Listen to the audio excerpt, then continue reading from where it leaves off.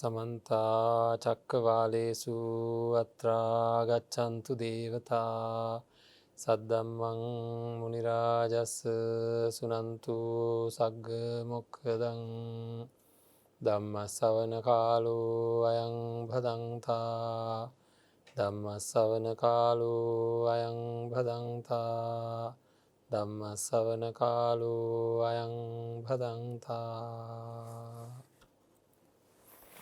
නමෝ තස්ස භගවතු වරහතු සම්මා සම්බුද්දස්ස නමෝ තස්ස භගවතු වරහතු සම්මා සම්බුද්දස්ස නමෝ තස්ස භගවතු වරහතු සම්මා සම්බුද්දස්ස අධිචිත්ත මනු යුත්තේන භික්ඛවේ භික්ඛුනා පංච නිමිත්තානි කාලේන කාලං මනසිකා තබ්බානීති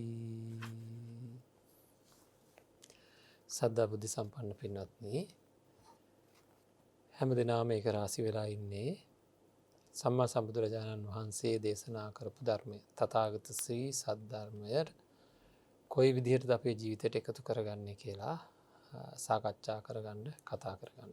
අද දවසට අනුකූලව තිබෙන්නේ මැදුම් සගි දේශනාවන්. ඉතින් මජ්ක්‍ධිම නිකායේ තියෙන සූත්‍ර ධර්ම පිළිබඳව තමයි අපි සාකච්ඡා කරන්නේ. ඉතින් අද අපි සූදානම් වෙන්නේ විතක්ක සන්ඨාන සූත්‍රයේ තියෙන කාරණා කීපයක් අපේ ජීවිතයට ඒක රාශී කරගන්න. මජ්ක්‍ධිම නිකායේ සීහනාද වග්ගයේ තමයි 10 වෙනි සූත්‍ර ධර්මය තමයි මේ විතක්ක සන්ඨාන සූත්‍රය කියලා කියන්නේ.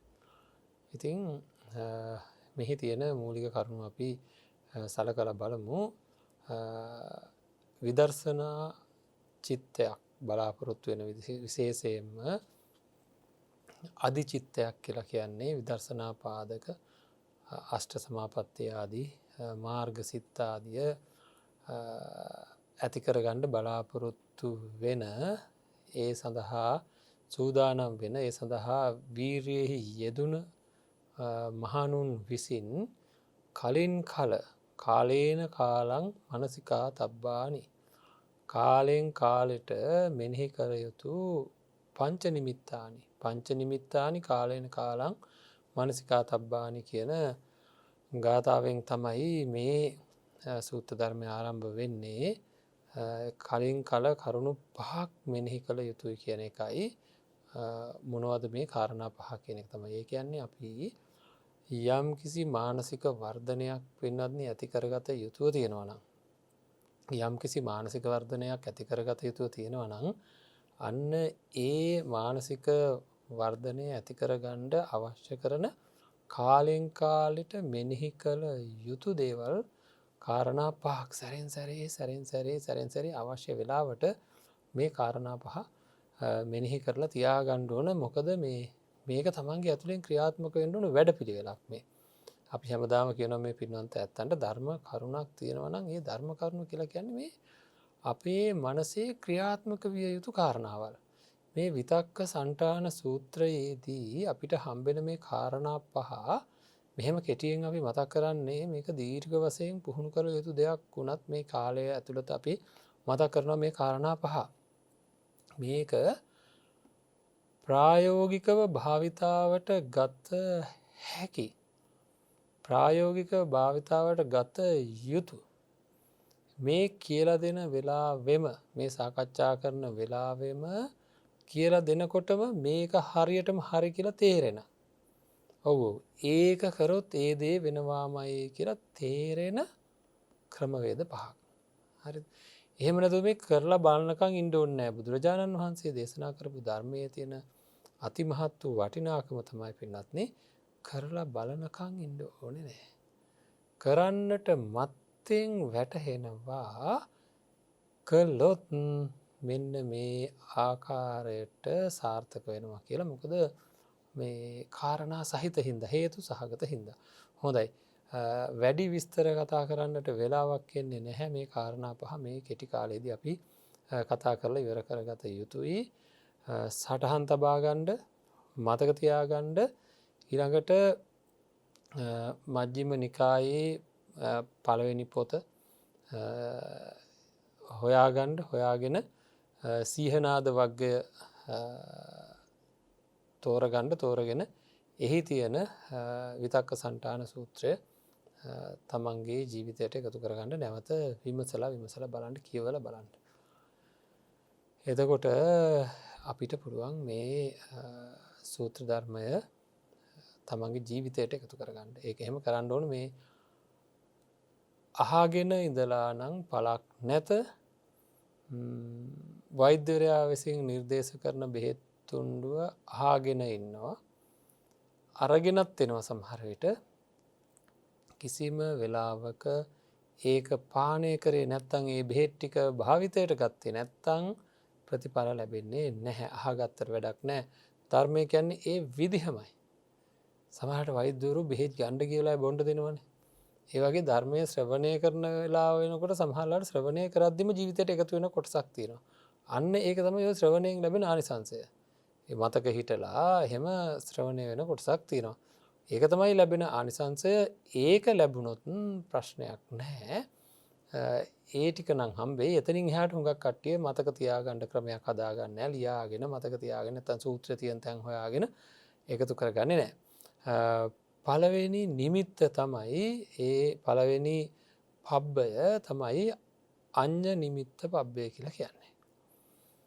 ඒ කියන්නේ මේ සූත්‍රය සඳහන් වෙන්නේ ඉද භික්කවේ භික්ඛුනා යං නිමිත්තං ආගම්ම යං නිමිත්තං මනසිකරෝතෝ උප්පජ්ජති පාපකා අකුසලා විතක්කා.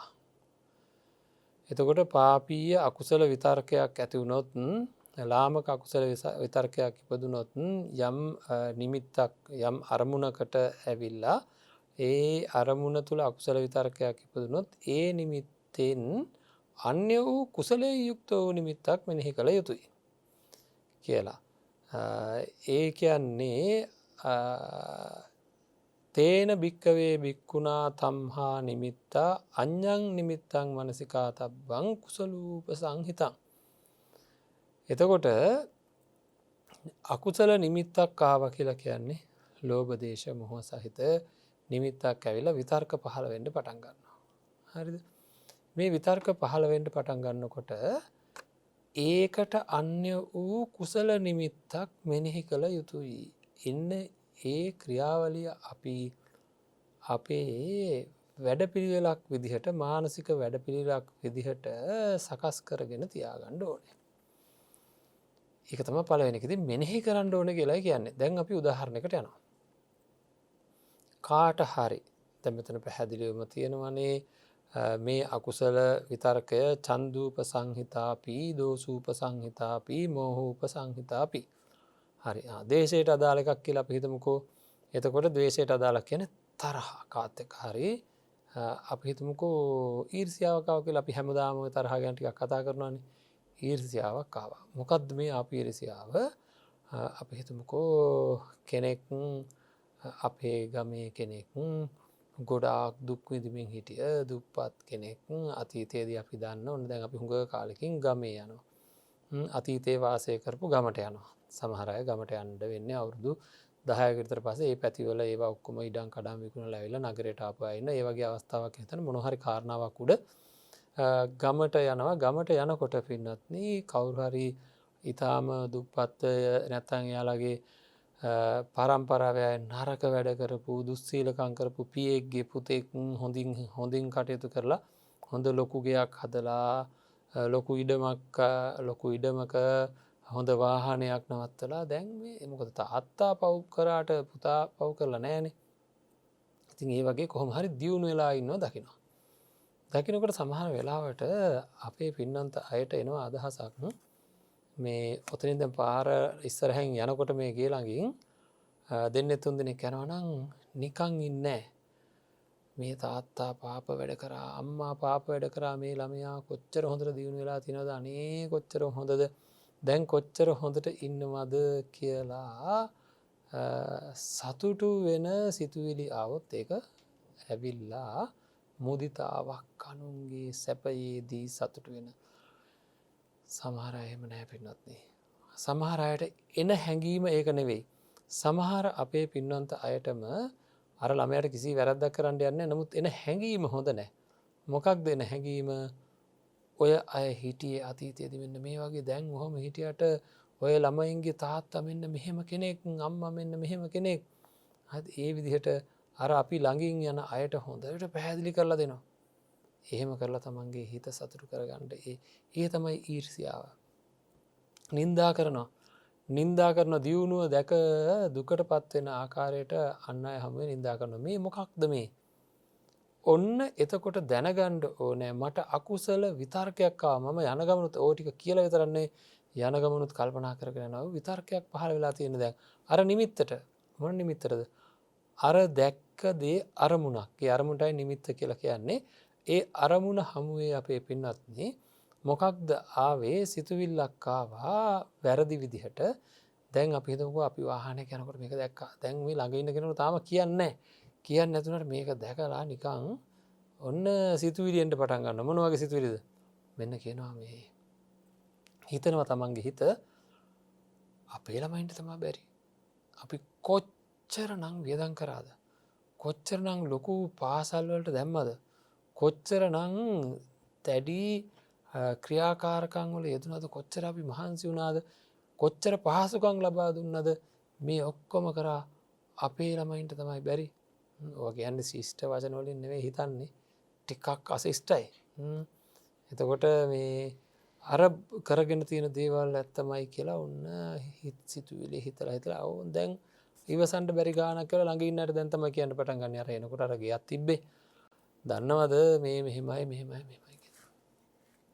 ඔන්න ඔය සිතුවිල්ල එනකොට ඒක දේශ මූලික සිතුවිල්ලක්, ගැටීම් සහිත සිතුවිල්ලක්. ඒක Tamanට අනර්ථයක්. අන්න එවැනි වෙලාවක බුදුරජාණන් වහන්සේ දේශනා කරනවා මොනවා කරන්නද කියලාද? අන්‍ය වූ කුසල නිමිත්තක් මෙනෙහි කරන්න කියලා. මේ සඳහන් කරලා තියෙන හැම එකක් අන්‍ය වූ කුසලයෙන් යුක්ත වූ නිමිත්තක් මෙනෙහි කරන්න ඕන. ඒකටම අදාළව කුසලය කොහොමද ඒක උපද්දවා ගන්නේ? අර වගේ එකක් එනකොට මේ තැනැත්තා හෝ තැනැත්තිය මෙනෙහි කරන්න ඕන ආකාරය ඒක නෙවෙයි. කොහොමද මෙනෙහි කරන්න ඕනේ? අනේ කොච්චර දෙයක්ද? කාගේ හරි දරුවෙක්නේ.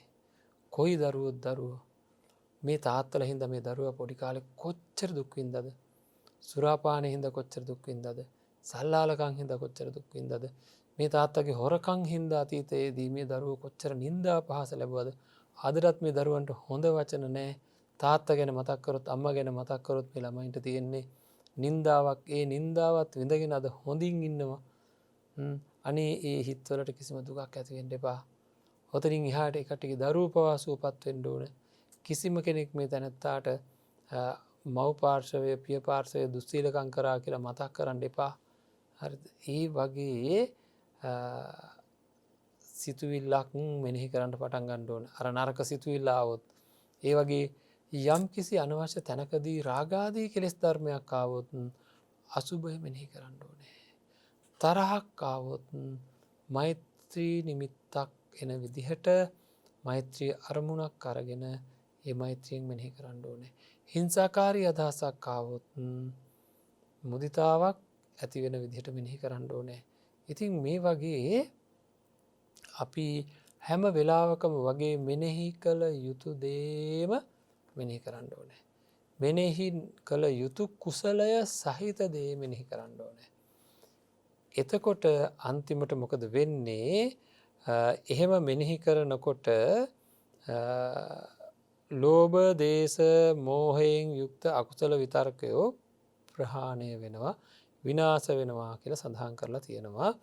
ඉතින් ඒ මොකද ඒ අදාළ කුසල විතර්කය ප්‍රබල වෙන්න යේ පාපකා අකුසල විතක්කා චන්දූප සංහාති දෝසූප සංහාති මෝහූප සංහිතාපි තේ පහියන්ති කියලා සඳහන් කරලා තියෙනවා.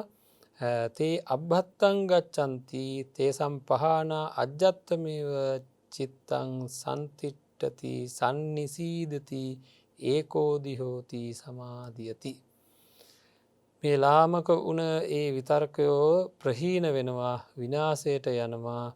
එහෙම ප්‍රහීන වීමෙන් సంతානයේහි සිත පිහිටනවා හොඳට තැන්පත් වෙනවා එකඟ වෙනවා සමාධියට යනවා කියලා. චිත්ත සමාධිය බිඳෙන මේ අකුසල විතර්කයන් ඔය විදිහට කුසලයෙන් ප්‍රහාණය කරනකොට විශ්කම්බන වශයෙන් යට වෙලා ඒවා සමාධියට හිත චිත්ත ඒකාග්‍රතාවයට සමාධියට බාධා කරන ඒ කාමච්ඡන්දාදිය ව්‍යාපාද ආදිය අයින් වෙලා සිත සමාධියට පත් වෙනවා. ඉතින් අන්න ඒක තමයි අපි ඔය විදිහට හිත කොහොම හරි කරලා මේ පළවෙනි ක්‍රියාදාමය සිද්ධ කරගන්න අඤ්ඤ නිමිත්ත මෙනෙහි කරන්න ඕනේ. ඉතින් මේකෙදී නිකන් නෙවෙයි පින්වත්නි සඳහන් කරලා තියෙනවා මේ අපූරු උදාහරණයක්. මේ උදාහරණය හරීම වටින උදාහරණයක් අපිට මතක තියාගන්න තමයි මේ උදාහරණය තියෙන්නේ. දක්ෂ වඩුවෙක් මොකද කරන්නේ සියුම් ඇණයකින් මහා ඇණයකට ගහනවා. කොටයකට ගහලා තියෙන සියුම් ඇණයකින් මහා ඇණයකට ගහනවා. අන්න ඒ විදිහට තමයි යම් අරමුණකට පැමිණි යම් අරමුණක් මෙනෙහි කරන මේ තැනැත්තාට ලෝභ දේශ මෝහ සහගත ලාමක අකුසල විතර්කය උපදිනවද ඒ නිමිත්තෙන් අන්‍ය කුසලයක් මෙනෙහි කරන්න ඕන කියලා. දැන් ඒ මොකක්ද මේ කාරණාව අපි හිතමු ලොකු ඇණයක් ගහලා තියෙනවා. ඒක තමයි මේ ප්‍රබල අකුසල විතර්කය. අකුසල විතර්ක හරි ප්‍රබල නැගිලා ඇවිල්ලා තියෙන්නේ. ඉතින් කරන්න දෙයක් නැහැ. දැන් මොකද කරන්නේ මේ ලොකු ඇණේ ගලවලා දාන්න ඕනේ. මේක ගලවන්න හෙල්ලෙන්නේවත් නැහැ. මොකද කරන්නේ පුංචි ඇණයකින් තට්ටු කරන එකට. තමන් ළඟ තියෙන පුංචි ඇණයක්. ඒ පුංචි ඇණෙන් අර ඇණේ වටේට තට්ටු කරොත් මොනවා වේද? අර ලොකු ඇණේ හෙල්ලෙන්න පටන් ගන්නවා. හෙල්ල ගැලවිලා යනවා. හරිද? එහෙම ගලවන්න පුළුවන් අවස්ථා එනවා. එතකොට මෙන්න මේ ක්‍රමයට මොකද කරන්න ඕනේ? ඒ අදාළ මෙනෙහි කිරීම සිද්ධ කරමින් කොච්චර අමාරු වුණත් ඒ අර පුංචි ඇණයකින් තට්ටු කරනවා කියලා කියන්නේ දැන් මම අර කිව්ව උදාහරණේ ගමු. අර ලොකු ගේ දැකලා අර ලොකු වාහනේ දැකලා ලස්සනට ඉන්නවා දැකලා හිත කීරි ගැහිලා ඇවිල්ලා ඊර්ෂියාව හැදිලා තියෙන්නේ. එහෙම තියෙද්දිම අර ලෝකේ ඉන්න මිනිස්සු කොච්චර දුක් විඳිනවද? අනේ මේ තැනැත්තා සැපයක් විඳිනවනේ මේ තැනැත්තාගේ දෙමව්පියෝ හිටියෝ විදිහ කියලා ඉවර වෙලා තරහෙන් මෙනෙහි වෙන වෙලාවේ අනේ ඒ දෙමව්පියෝ හින්දා මේ ළමයා කොච්චර දුක් විඳද මේ ළමයා කොහොම හරි තමන්ගේ වැඩ කටයුත්ත හරියට කරලා නේද කියලා අපි මොකද කරන්න ඕන? හොඳ හැඟීමක් උපදවා ගන්න ඕනේ. එන්න එහෙම මෙනෙහි කරන අමාරුවේ යන්තම් ඒ චුට්ට මෙනෙහි කරන්න පටන් ගන්නවා. නැවත නැවත ඒක මෙනෙහි කරනවා. අනේ හොඳක් වේවා හිතට ඊර්ෂ්‍යාවෙන් පීගෙන එනවා. අනේ හොඳක් වේවා කියලා මෙනෙහි කරනවා. හරිද? එහෙම මෙනෙහි කරනකොට අරක යට වෙලා යනවා වෙලාවක. එහෙම යට වෙලා යන කම්ම මෙනෙහි කරන්න ඕනේ. යට වෙලා යන කම්ම මෙනෙහි කරන්න ඕනේ. බැරි වෙලාවකවත් යට වෙලා ගියේ නැත්තම් මොකද වෙන්නේ? අකුසලය ඉදිරිපත් වෙලා අරයට බනින්ඩ ගහන්ඩ කේලං කියන්ඩ එක එක්කෙනාට කියලා බිඳවන්ඩ මේ ගෙවල් නැති කරන්ඩ යානවාහන නැති කරන්ඩ වැඩ කරනවා. ලෝක එහෙම ඕන තරන් ඉන්නවා. දියුණු වෙලා ඉන්න සන්තෝෂයෙන් ඉන්නගේ සංතෝෂය නැති කරන්ඩ ඔය වගේ ඉරිසියාව ආවට පස්සේ ක්‍රියාත්මක වෙනවා. සිතුවිලි ආවට පස්සේ ඒ විතර්කයේ ස්වභාවය අපි දන්නවා. අකුසල විතර්කයේ ස්වභාවය මොකක්ද? තමන් බලාපොරොත්තු වෙච්ච ඉලක්කයට යන තුරු විතර්ක කරනවා. මේ හිත හරි පුදුමයි පින්නත්. මේ විතර්කයට ඉඩ දෙන්නට හොඳ නෑ. විතර්ක කියන චෛතසික ධර්මය නරක පැත්තට විතරක් නෙවෙයි හොඳ පැත්තට තියෙනවා. හොඳ පැත්තට ඒක හරව ගන්න වෙනවා. හොඳ දේවල් මෙනෙහි කරන්න ගත්තාම හොඳ දේවල්ම මෙනෙහි වෙනවා. නරක දේවල් මෙනෙහි කරන්න ගත්තාම නරක දේවල්ම මෙනෙහි වෙනවා. ඒකයි විතර්කය කියලා කියන්නේ මොන චෛතසික ධර්මයක්ද? ඒකට කියනවා ප්‍රකීර්ණක චෛතසික ධර්මයක් කියලා. ඇයි එහෙම කියන්නේ? මේ චෛතසික ධර්මවල ස්වභාවය තමයි කපටි යාළුවා වගේ. කපටි යාළුවා අපි හොඳ දේ කරන්න ගියත් ඒකට එකගයි, නරක දේ කරන්න ගියත් ඒකට එකගයි. හොඳ දේටත් නරක දේටත් කියන දෙකටම එකඟ වෙන ස්වභාවයක් තියෙන යාළුවා තමයි කපටි යාළුවා කියලා කියන්නේ. ඉතින් ඒක හින්දා විතර්කය කියන එක හොඳ පැත්තට හරව ගන්න ඕනේ. ඉතින් හොඳ පැත්තට හරව ගන්න මේ විදිහට මෙනෙහි කිරීම කරේ නැත්තම් වෙන්නේ මේ අකුසලයේ තව දුරදිග යනවා. එහෙනම් මේක කරලා බලන්න ඕනේ. එතකොට අපි කාලය හරස් වෙන හින්දා තව බොහෝ දේවල් කරන්න තියෙනවා මේකේ. මොකද කරන්න ඕන ඔය ටික කරන්න නම් තමන්ගේ හිතට එන්නට හැකියාව තියෙන සියලු අකුසලයන් මොනවද කියලා හොයාගන්න ඕනේ. ඒ වගේම මේවට ප්‍රතිවිරුද්ධ කුසලයන් මොනවද කියලා හොයාගන්න ඕනේ. හොයාගෙන මොකද කරන්න ඕනේ? ඒවා තමන්ගේ මතකයේ තබා ගන්න ඕනේ. අහවල් අකුසලයේ එද්දී මොකද කරන්න ඕන? අහවල් කුසලය ඒකට එකතු කර ගන්න තමන් දක්ෂ වෙන්න ඕනේ. ඔය කියන ක්‍රමයට ඒවා එහෙනම් දැනගෙන තියාගන්න ඕනේ. එතකොට අපි දන්නවා සල්ලේක සූත්‍රය වැනි සූත්‍ර ධර්ම ඒවා තියෙනවා. සල්ලේක සූත්‍ර ධර්ම වැනි සූත්‍ර ධර්මවල ඔය කියන ආකාරයට මෙන්න මේ ටික තමයි අකුසලයන්, මෙන්න මේ ටික තමයි කුසලයන් කියලා හොඳින් පැහැදිලි කරලා තියෙනවා. ඉතින් අපි බලන්න අපේ ජීවිතය ඉතාමත්ම යහපත් ආකාරයට පවත්වා ගන්නට නම් අපේ ජීවිතය ඉතාමත්ම යහපත් ආකාරයට පවත්වා ගන්නට නම් ඔන්න ඔය ආකාරයට අපේ ජීවිතය සාර්ථක කරගන්න ඕනේ. සසර ජීවිතය සුවපත් කරගන්න අවශ්‍ය කරන මේ වැඩපිළිවෙල ක්‍රියාත්මක කරගන්න ඕනේ. හොඳයි අපි දෙවෙනි පියවරට එහෙනම් දැන් මේ ධර්මය ශ්‍රවණය කරාට පස්සේ තමන්ට කරන්න වැඩ තියෙනවා සියලු අකුසල් සහ ඒවට ප්‍රතිවිරුද්ධ කුසල් වල ලයිස්තුව හදාගන්න ඕනේ. අකුසල නිමිත්ත නම් නැගෙන හැටි ගැන අපි ඉගෙන ගන්න දෙයක් නැහැ. ඒක ඉගෙන ගන්නත් පුළුවන්. නමුත් ඒක ඉගෙන ගත්තත් නැතත් ඒක නැගෙනවා. ඒ අකුසලයට ප්‍රතිවිරුද්ධ කුසල ආරම්මණය කොහොමද ඇති කරගන්නේ? ඒ අකුසලයට විරුද්ධ කුසල ආරම්මණය කොයි විදිහටද ඇති කරගන්නේ කියලා තමන්ගේ පැත්තෙන් ඉගෙන ගන්න වෙනවා. කොහොමද මේ කුසල ආරම්මණය මේ කුසලයේ උපද්දවන්නේ කොහොමද? දැන් මම කිව්වා වගේ ඊර්ෂියාවක් ඇති වෙනකොට කොයි විදිහටද මුදිතාවක් ඇති කරගන්න අවශ්‍ය කරන වැඩපිළිවෙල සකස් කරගන්නේ? ඊර්ෂියාවක් ඇති වෙනකොට කොයි විදිහටද මුදිතාවක් සහිත හිතක් උපද්දවා ගන්න කටයුතු සම්පාද කරගන්නේ කොහොමද? එහෙම නැත්තම් බෑ මේ කටයුත්ත සිද්ධ කරන්න. ඉතින් මේ ක්‍රමවේදයයි අපි කතා කරන්නේ. ඒකට අවශ්‍ය කරන දත්ත සපයා ගැනීම අපේ පින්වන්ත අය සිද්ධ කරන්න ඕන. ඉතින් සල්ලේක සූත්‍රය ආරම්භ බලන්න අපි වෙලාවක සාකච්ඡා කරමු. මේ සූත්‍ර ධර්මයේ හෝ අභිධර්මය තුළ තියෙනවා අකුසලයන් ගැන හොඳට. නැත්නම් අපේ ගෞරවනීය නායක ස්වාමීන් වහන්සේ රේරුකාණේ චන්දවිමල නායක ස්වාමීන් වහන්සේ ඔන්න කෙලෙස් 1500 කියලා පොතක් සකස් කරලා තියෙනවා. ඉතින් එවැනි පොත්පත් ආශ්‍රය කරන්න උනන්දුව තියෙනවා නම් අපේ පින්නන්ත අයට මේවා හොයාගන්නට බැරි වන්නේ නැහැ. ඉතින් අපි බලමු අපේ ජීවිතය කොයි විදිහටද හදාගන්නේ කියලා සකස් කරගන්නේ කියලා මේ අකුසලයෙන් බේරෙන්න. කොරෝනා වෛරසයෙන් බේරෙන්න ලේසි පින්වත්නි. අකුසලයෙන් බේරෙන්න තියෙන අපහසුව අකුසලයෙන් බේරෙන්න උත්සාහ කරන අය විතරයි දන්නේ. අකුසලයේ තියෙන භයානකම ඒ වගේ ආදීනව හොඳට අධ්‍යයනය කරපු අය තමයි දන්නේ. යම් කෙනෙක් දුන්නොත් එහෙම අකුසලය මෙන්න මේකෙන් ඇති වෙනවා, අකුසලය ප්‍රබලව ඇති වෙනවා හිතේ. ඒක එක පැත්තක තියෙනවා, අනිත් පැත්තෙන් තියෙනවා කොරෝනා වෛරසය. මේ දෙකෙන් කෝකද ඕන කියලා හොඳට කුසලයෙන් වර්ධනය වෙලා තියෙන කෙනෙක්ගෙන් ඇහුවොත්, ධර්මය දන්න හොඳට කුසලය වර්ධනය කරගෙන තියෙන කෙනකින් අහන මෙන්න මේ මෙතනින් දෙක එකක් දැන් තෝරගන්න. එක්ක කොරෝනා වෛරසය තෝරගන්න ඕනේ, එහෙම නැත්නම් මෙන්න මේ අකුසලය තෝරගන්න ඕනේ. කිසිසේත්ම මේ තැනැත්තා අකුසල සිත මට ලැබෙන්නකෝ ඒක හොඳයි කියලා නම් බාරගන්නේ නැහැ. අරක බාර ගන්නවා. මොකද ඒකෙන් මැරෙන්නේ එක වතාවයි. අරකින් සසර මැරි මැරි උපදින්නට සිද්ධ වෙනවා. වැඩියෙන් භයානක කොරෝනා වෛරසයට වැඩිය අකුසල විතර්කය. හොඳයි, ඊළඟට දෙවැනි කාරණාවට අපි යමු. දෙවැනි කාරණාව විදිහට තියෙන්නේ පින්වත් මේ විතක්ක සන්තාන සූත්‍රයේ ආදීනව පබ්බය. ආදීනව පබ්බේ සඳහන් කරලා තියෙන්නේ යම් නිමිත්තක් කුසල අකුසලයෙන් යුක්ත වූ නිමිත්තක් පහළ වුණහම දැන් අපි දන්නවා අර විදිහට මේක ක්‍රියාත්මක භාවයට යන මේ අකුසලයේ හින්දා සිද්ධ වෙන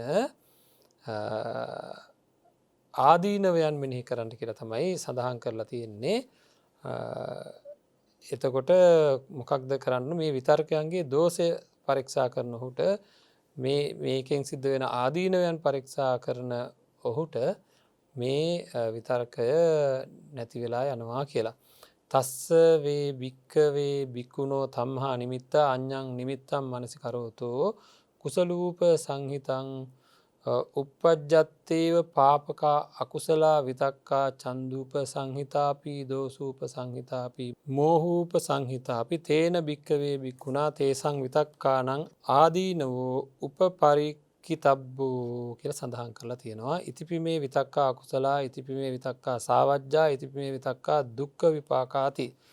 ඒතර මේ විතක්කයෝ සාවද්‍ය මේ විතක්කයෝ දුක් විපාකය මේ විතක්කයන්ගේ මේ විදිහට දෝෂය ඒකේ තියෙන ආදීනවයන් පිරික්සන්න ඕනේ කියලා.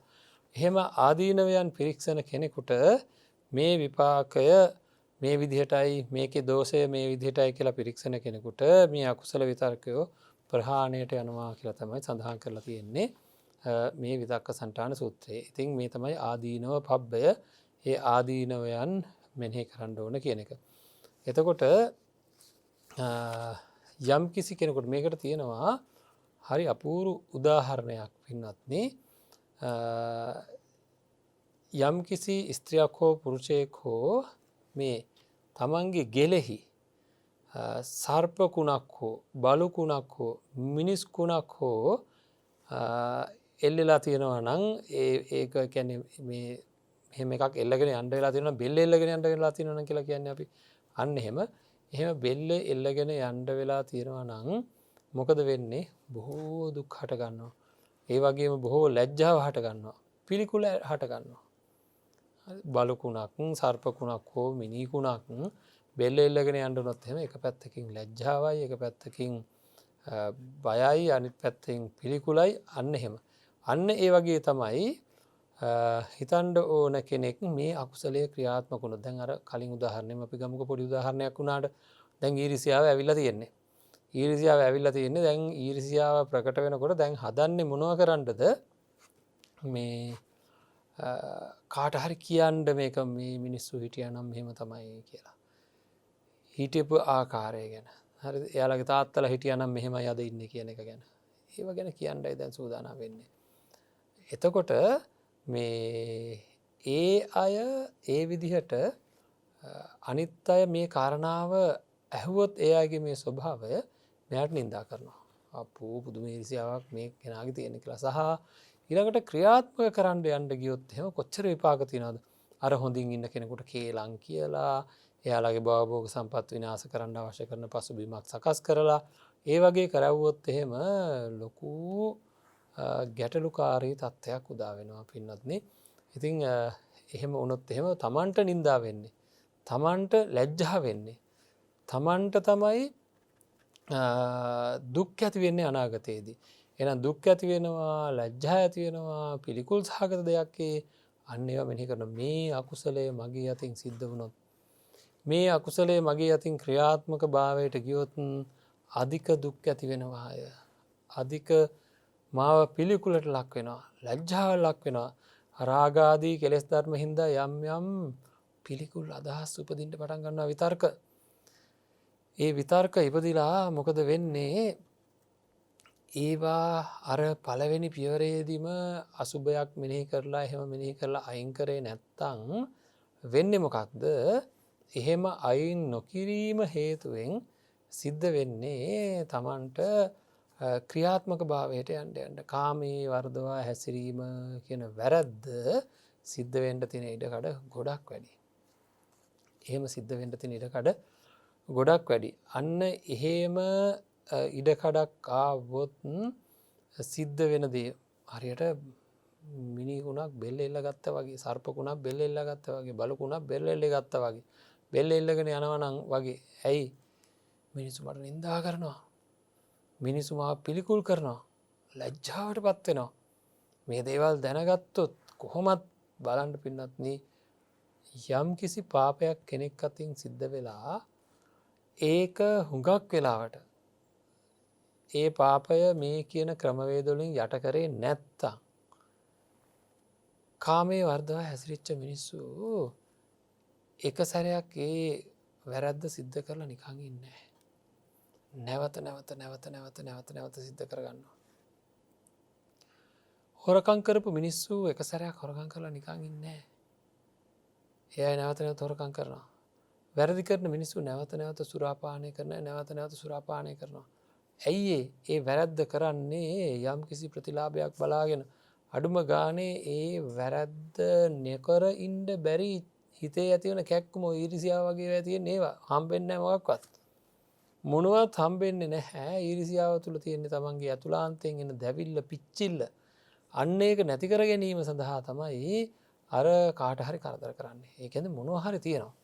හරිද එන්න ඒ දේවල් එක සැරයක් වුණාට පස්සේ පින්නත්න හුඟක් අය නැවත ඒක කරනවා. එතකොට තමයි ඔය සමාජය විසින් දැනගන්නවා.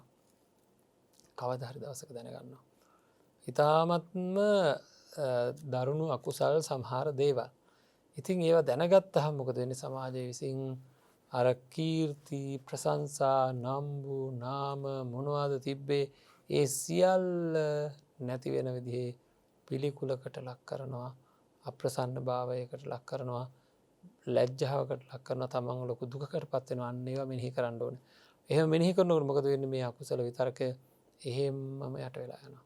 එහෙම්මම මේ අකුසල විතර්කය යට වෙලා යනවා අන්න ඒක තමයි දෙවැනි පියවර විදිර තියෙන්නේ ආදීනව පබ්බය කියලා. ඉතිං මෙන්න මේ කෙනෙකුට අන්න එහෙම මේවා අත්දැකීමක් කොට බලන්ඩ ඕන පින්වත්න්නේ. කරලා බලන්ඩ ඕන පළවෙනි ක්‍රමය කරලා බලනවා දෙවැනි ක්‍රමය කරලා බලනවා එහෙම කරලා බලපුහම ආදීනව හිතලා අරගෙන මෙනෙහි කරන්න ඕන. එහෙම මෙනෙහි කරපහම් බලපුනක් කරෙල්ල ගත්තා වගේ කඳයි ලැජ්ජාවයි බයයි පිළිකුලයි මේ වගේ ගොඩාක් ජාති තියෙනවා බලකුණක් කරෙල්ලගෙන අන්ඩ උනොත්තහෙම. තමන්ටම පිළිකුලයි අනුන්ටත් පිළිකුලයි ඔය දෙකම තියෙනවා කුසලේ. දැන් බලකුණක් එල්ලගත්තාම තමන්ට පිළිකුලයි වගේම අනුන්ටත් පිළිකුලයි. තමන්ට බයයි වගේම මිනිගුණක් හෙමල්ලගෙන තමන්ට බයයි. ඒවගේම අනුන්ටත් බයයි. තමන්ට බරයි අනුන්ට නම් බරණ තමන්ට බරයි ඒක හිතර බලන්න මේ ඔක්කෝම අකුසලයක් කරගත් හම ලොකු බරක් ඒක තමන්ට ති ඒකද ඒ ඔක්කොම් මෙනෙහි කරන්නු ආදීනව වසේ මෙනෙහි කරනකොට මොකද වෙන්නේ අනිවාරයෙන්ම ඒවා නිවැරදිව සකස් කරගන්නට හැකියාවක් තියෙනවා ඒ ගැන නැවත මෙනෙහි කරලා බලන්ඩ කරලා බලන්ඩ ඒකයි සඳහන් කරලා තියෙන්නේ මුලින්ම පින්නත් මේ පින්නන්ත අයට මතක ඇති කාලේන කාලං මනසිකා තබ්බානී මේ වගේ මේවා කාලෙන් කාලෙට ඒ අදාළ වෙලාවට මනසිකාර කරගණ්ඩ ඕනෑ කෙනෙකයි මේ සඳහන් කර දෙද අපියම් තුන්වෙනි කාරණාවට ඒ තමයි අසනී පබ්බං කියලා කියන එක මේ විතර්කයේ දෝෂය පරීක්ෂා කරන කෙනාට මේ අකුසල විතර්කයේ එකැන ලෝභ සහගත දේශ සහගත මෝහ සහගත වූ ලාමක විතර්කයෝ උපදිනවනං එය විසින් මොකද කරන්න ඕනේ අකුසල විතර්කයන් සිහි නොකිරීමට නොමෙනෙහි කිරීමට පැමිණීම තමයි කළ යුතු දේ කියලයි සඳහන් කරලා තියෙන්නේ. ඒ කියන්නේ දැන් පළවෙනිකෙත් මේ කාරණාතිව මට ඉස්මතු කරලා දෙන්නට නොහැකි වුණා. දැන් පළවෙනි එකේ තියෙන්නේ කුසලයෙන් යුක්තව නිමිත්තක් මෙනෙහි කරන ඔහුට ලෝභ සහගත, ද්වේෂ සහගත, මෝහ සහගත විතර්කයෝ නැවත උපදිනවා නම් තමයි මේ දෙවෙනි එකට යන්නේ. අපි පළවෙනි එක සිද්ධ කරනවා. පළවෙනි එක ඒ කියන්නේ කුසලයෙන් යුක්ත විතර්කයන් සිද්ධ කරත් අකුසලයන් උපදිනකොට තමයි මේ ආදීනව මෙනෙහි කිරීමට යන්නේ. බලන්න පිළිවෙලකට. එතකොට දෙවෙනි එක සිද්ධ කරනවා. මේ වගේ ආදීනව මෙනෙහි කිරීම සිද්ධ කරනවා. ඒ ආදීනව මෙනෙහි කිරීම සිද්ධ කරද්දිත් ලාමකෝ විතර්කයෝ උපදිනවා නම් මොකද කරන්නේ නොසිහි කිරීමට අසති අමනසිකාරෝ එකයි අසති පබ්බය කියලා කියන්නේ අසති අමනසිකාරෝ ආපජ්ජි තබ්බෝ කියලයි සඳහන් කරලා තියෙන්නේ තස්ස තේසං විතක්කානං අසති අමනසිකාරං ආපජ්ජතෝ ඒ පාපකා අකුසලා විතක්කා තේ පහියන්ති තේ අබ්බත්තා ගච්ඡන්ති මේ විදිහට සඳහන් කරලා තියෙන්නේ පින්නත්නේ තේසං පහන අජ්ජත් අත්තමේව චිත්තං සන්තිට්ඨති සම්නිසීදති ඒකෝදි හෝති සමාධියති. කලින් වගේම සඳහන් කරලා තියෙනවා මේ විදිහට මේ නොසිහි කිරීමට වග බලා ගන්න ඕනේ. නොමිනිහි කිරීමට වග බලා ගන්න ඕනේ. දැන් බලන්න මේ දෙකේ වෙනස. පළවෙනි එකේ තුන්වෙනි එකේ වෙනසක් තියෙනවා. මේ විතර්කයන් පහළ වෙනකොට පින්නත් මොකද කරන්න ඕනේ? අමතක කරනවා කියන එකයි මේ කියන්නේ. ඒකට උදාහරණයකුත් සඳහන් කරලා තියෙනවා යම් ඇස් ඇති පුරුෂයෙක් හමුවට පැමිණි රූපයක් දකින්නට කැමැත්තක් වන්නේද හෙතම ඇස් පියා ගත්තොත් අන් දෙසක් බැලුවොත් ඒ රූපය පේන්නේ නැතුව යනවා. හරි? අන්න ඒවයි කියලා කියන්නේ අපි එහෙම බලනකොට අපිට බලන්න කැමති දෙයක් තිබ්බත් ඇස් දෙක පියාගත්තොත් එහෙම වෙන පැත්තක් බලුවොත් එහෙම මේ ඒක පේන්නේ නැතුව යනවා.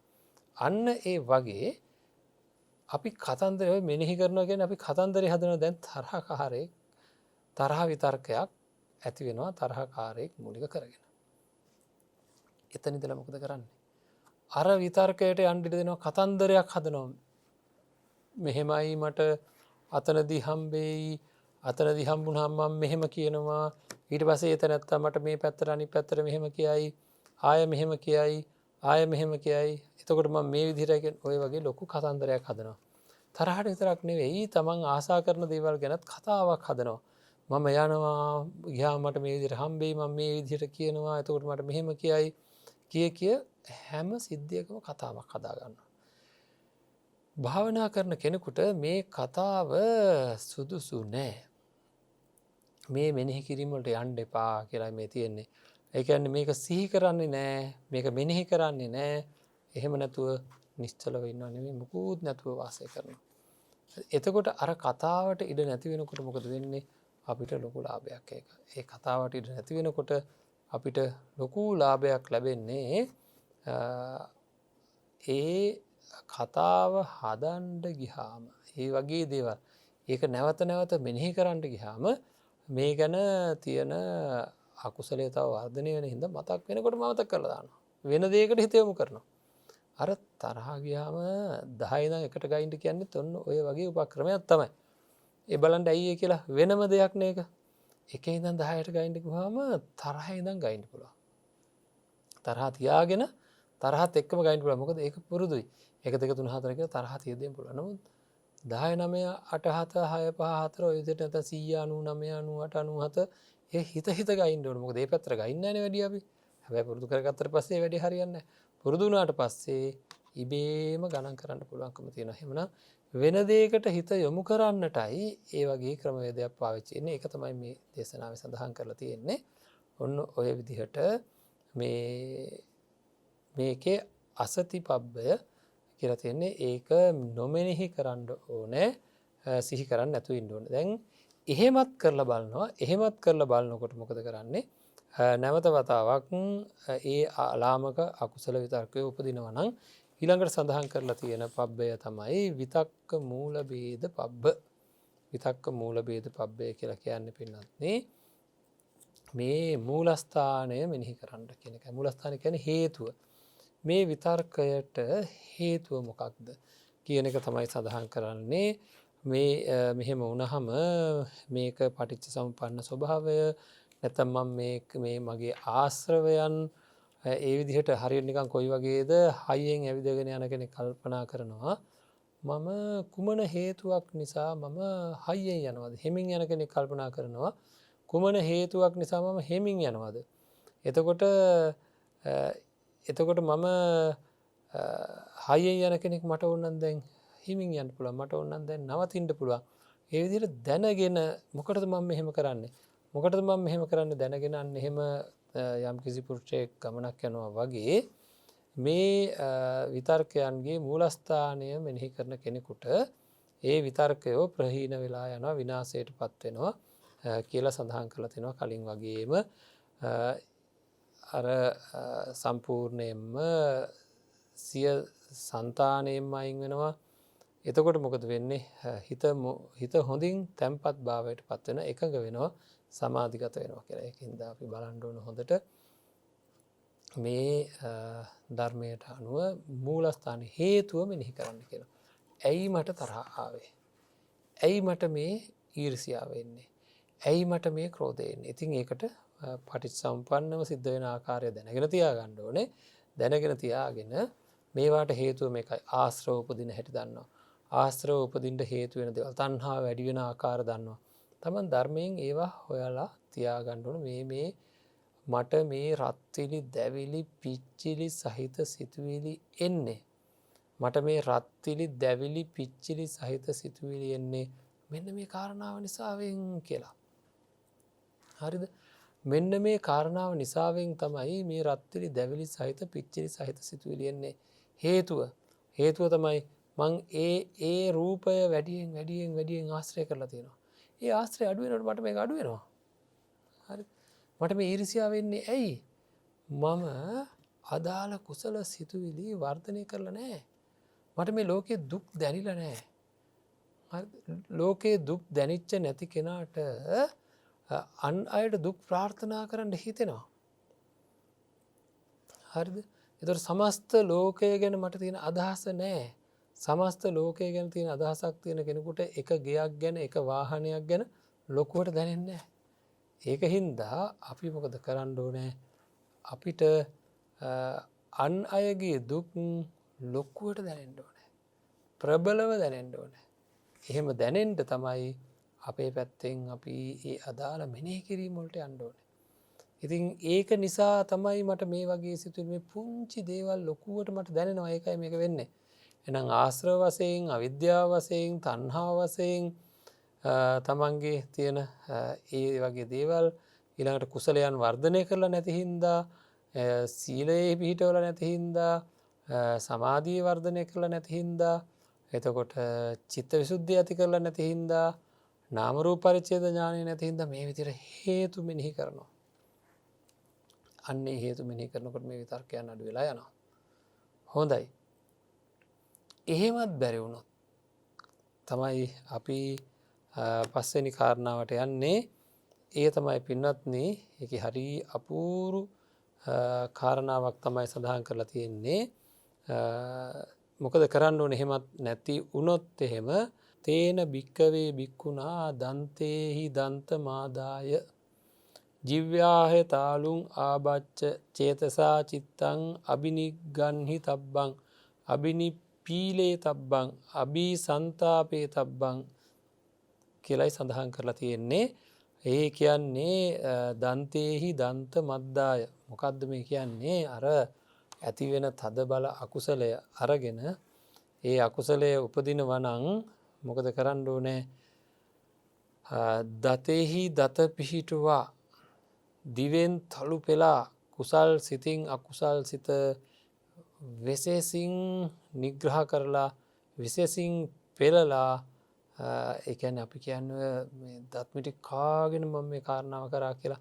අන්න එහෙම දත් මිටි කාගෙන දිව තද කරගෙන මොකද කරන්න ඕනේ? අර අකුසලයට ඉඩ දෙන්නේ නැහැ කියලා තදින් ඊතා තදින්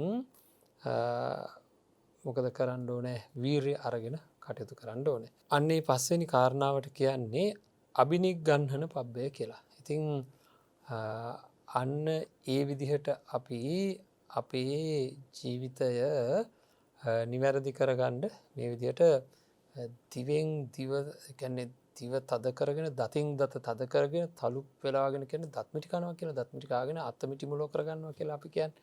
අන්න ඒ විදිහට මේ අකුසලයට ඉඩ දෙන්නේ නැතුව කටයුතු කරන්න ඕනේ. හරි? අකුසලයට ඉඩ දෙන්නේ නැතුව කටයුතු කරන්න ඕනේ. එතකොට කුසල සිතින් අකුසල සිත යට කරගෙන කටයුතු කරන්න ඕනේ. ඉතින් මෙහෙම කටයුතු කරොත් යම් කිසි කෙනෙකුට හැකියාව ලැබෙනවා මේ විදිහට මේක යට කරගන්න.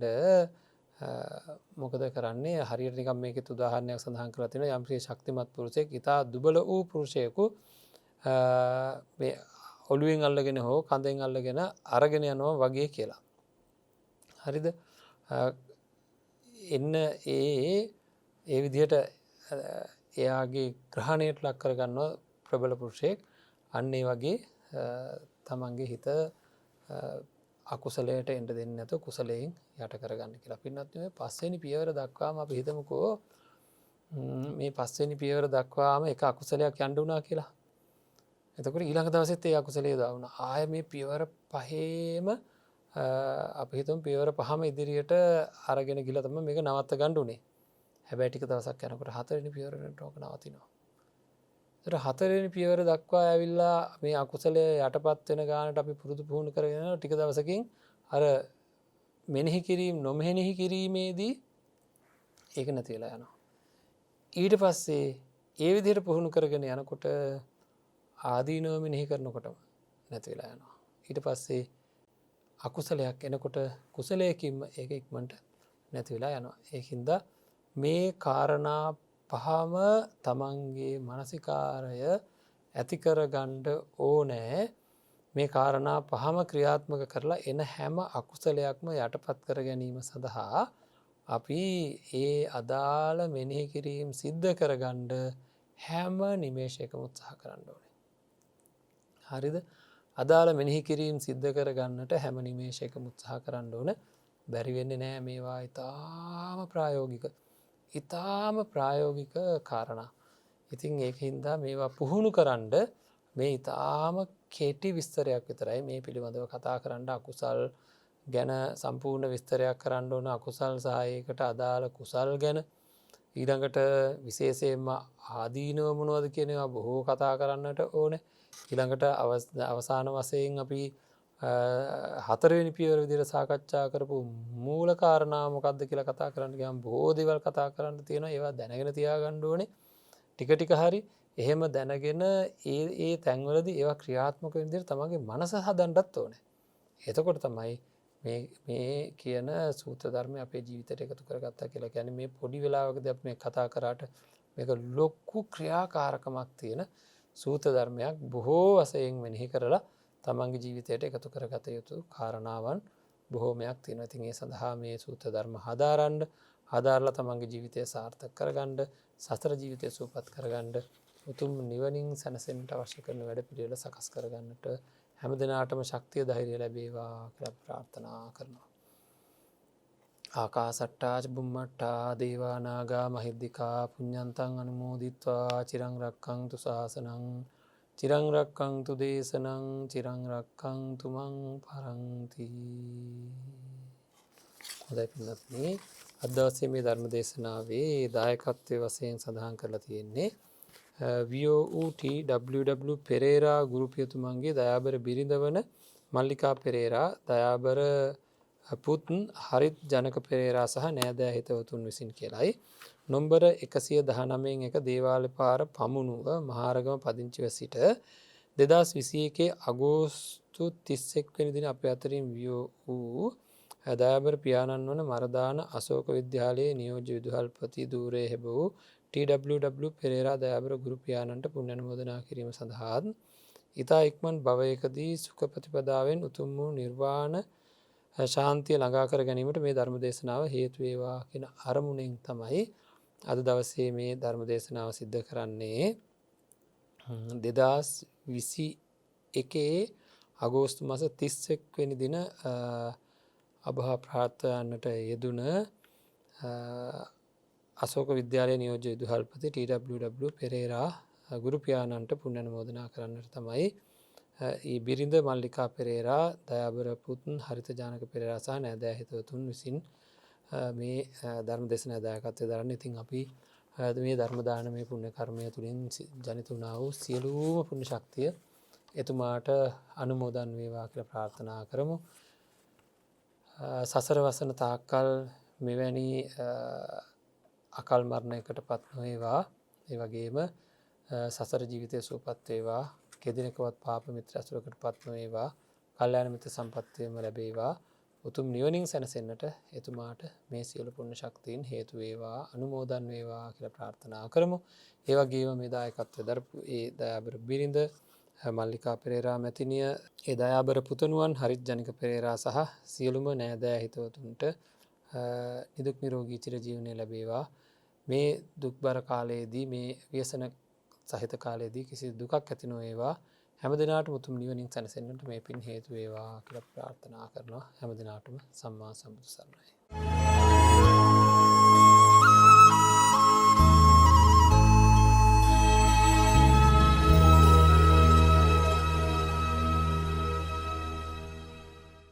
මෙවැනි වටිනා ධර්මදේශනා නැරඹීමට ජයමග TV YouTube නාලිකාව සබස්ක්‍රයිබ් කර සීනුව ලකුණ ක්ලික් කරන්න.